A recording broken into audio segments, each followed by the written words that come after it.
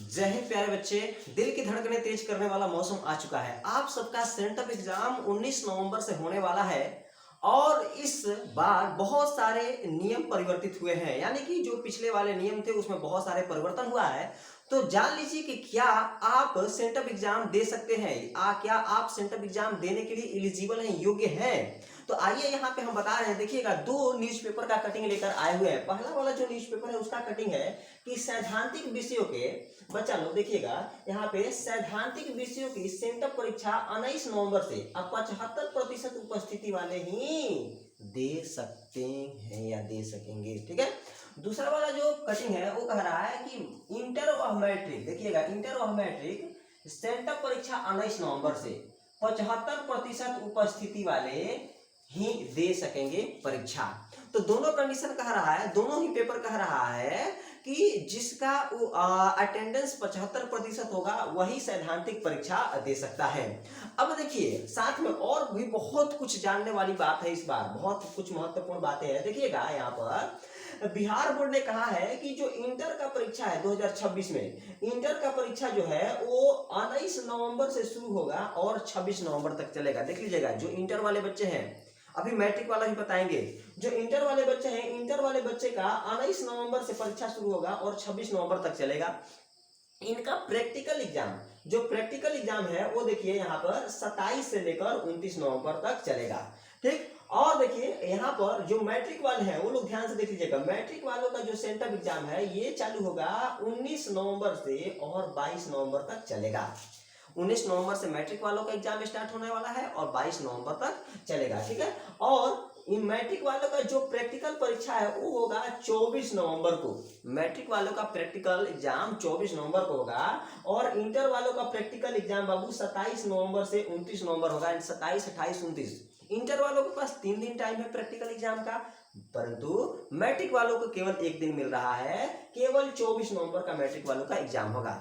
अब देखिए, बिहार बोर्ड कह रहा है, बिहार बोर्ड कह रहा है कि पूर्ववर्ती को सेंटअप परीक्षा में शामिल नहीं होना है। ठीक है।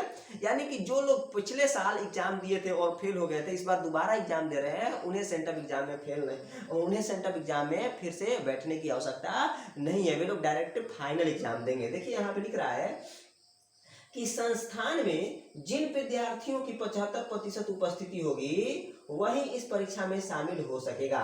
यानी कि जिसका उपस्थिति 75% होगा वही ये परीक्षा देगा, अन्यथा वो परीक्षा नहीं देगा, उसको एग्जाम नहीं देने दिया जाएगा। बोर्ड ने कहा है कि 2026 की परीक्षा में सम्मिलित होने के लिए सूचीकृत नियमित स्वतंत्र एवं क्वालिफाइंग कोटि के विद्यार्थी के लिए यह परीक्षा संस्थान के स्तर पर, बाबू देखिएगा, संस्थान स्तर पर होगा। यानी कि आपके स्कूल में ही ये परीक्षा होगा, आपको कहीं दूसरे जगह परीक्षा देने जाने की आवश्यकता नहीं है। और देखिए, पूर्ववर्ती कंपार्टमेंटल या सुधार कोटि के विद्यार्थियों को सेंटअप परीक्षा में शामिल नहीं होना है। यानी कि जो लोग पिछले साल फेल हो गए थे, कंपार्टमेंटल एग्जाम दे रहे हैं, या पिछले साल बाबू बोर्ड एग्जाम दिए थे और उनका रिजल्ट अच्छा नहीं बना था, वे लोग ये सेंटअप एग्जाम नहीं देंगे। और साथ में देखिए ना, बोर्ड ने कहा है कि इस परीक्षा में उत्तीर्ण होना अनिवार्य है, इस परीक्षा में पास होना अनिवार्य है। अगर फेल हो जाएंगे तो आपको बोर्ड एग्जाम, बोर्ड के परीक्षा जो 2026 में होने वाला है वो नहीं देने दिया जाएगा। ठीक है। जांच परीक्षा में सम्मिलित नहीं होने या अनुत्तीर्ण होने वाले छात्र बाबू या परीक्षार्थी 2026 की परीक्षा में शामिल नहीं हो सकेंगे। जो लोग इस परीक्षा को हल्के में ले रहा है, जो लोग इस परीक्षा को नहीं देने का प्लान कर रहा है, उनके लिए बहुत दुखद समाचार है। जो लोग सेंटअप एग्जाम नहीं देंगे उन्हें बोर्ड एग्जाम नहीं देने दिया जाएगा, बोर्ड की परीक्षा में शामिल नहीं होने दिया जाएगा। ऐसे विद्यार्थियों को प्रवेश पत्र नहीं निर्गत किया जाएगा। यानी कि जो सेंटअप एग्जाम नहीं देगा उनका एडमिट कार्ड ही नहीं आएगा। तो सेंटअप एग्जाम देना बहुत जरूरी है। ठीक है। अब देखिएगा, जो परीक्षा है, परीक्षा 2 पालियों में होगा। आपका जो परीक्षा होने वाला है ये 2 पालियों में होने वाला है। प्रथम पाली 9:30 से 12:45 तक होगा। याद रखिए, प्रथम पाली का जो परीक्षा है वो 9:30 से 12:45 तक होगा और दूसरा पाली का जो परीक्षा है वो 2 बजे से लेकर 5:15 तक होगा। दूसरा पाली का परीक्षा 2 बजे से लेकर 5:15 तक होगा और 15 मिनट आपको समय दिया जाएगा। 15 मिनट आपको समय दिया जाएगा पेपर को पढ़ने के लिए, क्वेश्चन को समझने के लिए। तो ये रहा आपका एग्जाम का शेड्यूल।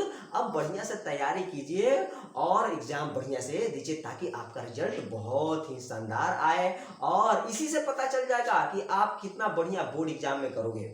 अगर ये पेपर ईमानदारी से खुद से लिखते हो, बिना चीटिंग किए हुए लिखोगे, तो आपको पता चल जाएगा कि बोर्ड एग्जाम में कितना आपको और मेहनत करने की आवश्यकता है और कितना नहीं करने की आवश्यकता है। तो मेरे प्यारे बच्चे, जम के मेहनत कीजिए ताकि आपको आने वाले एग्जाम में कोई समस्या ना हो।